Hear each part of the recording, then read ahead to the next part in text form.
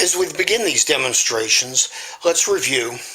Here's your core, cladding, what some folks call Zone 3. In this particular cladding, there are two artifacts. One, two. I'm not sure if they'll show up on the video. But it's important when you're viewing an end-face to really try to understand the extent and the position of the soil. This particular video scope is interesting because it gives us an opportunity now to look at the vertical ferrule. And by that I mean the side of the ferrule that is going down into the alignment sleeve, adapter, and the connector. Thus, this image here, as we're scrolling across like this, becomes the horizontal ferrule, and the image that most video scopes don't give you a clear view of is the vertical ferrule. So this is pretty clean, and we're going to try a dry technique here on the worst case soil. This is a carbon black,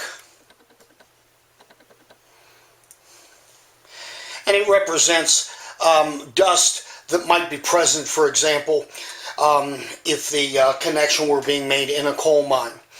If you look at your exhaust on your car or your truck, you'll see carbon black. So this is a very common contaminant. It's also a very, very difficult contaminant to remove.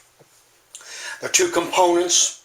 The shaded area here could be a buffer gel or a pulling lube, but it's these spots, actually the lint from this carbon black pen, that are the problem. It's these spots, if there's sand or dust, that can be drawn through the core, possibly damage the core, could also create a static field that will actually attract more dust. So if you'll recall, Tia will let the cleaning process be up to 5 times. So let's try this. This would be the first time. Twist, turn, twist, turn. And what you observe is that this application, this actual technique, actually begins to grab the soil and move the soil. It doesn't remove it. A second cleaning technique could be with one of the probe tools. Again, this is a one-click device. And now what you see with the rotation of the cleaning surface on these types of devices, you're seeing that the actual soil is being moved in multiple planes. This is the second time. The third cleaning process could be on one of the cleaning platforms.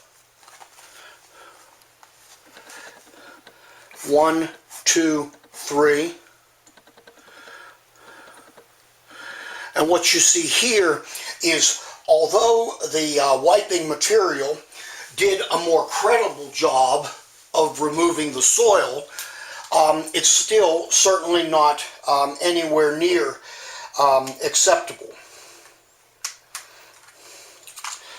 Here's a different probe tool. Once again, a one-click, which is the recommendation. And you see again that this particular material begins to move the soil. We are getting some removal here, but with all of the cleaning that we've done, notice that out here really hasn't been affected. So that's 4 times. Let me see if I can find what I've done. There it is. That's 4 times. The 5th time on my shirt. Well, we've cleaned this 5 times, and of course we haven't been successful. So per the TIA IEEE standard, and actually per the Telcordia standard, This end face would be up for replacement, reterm, repolish. By the dry cleaning method, this can't be cleaned.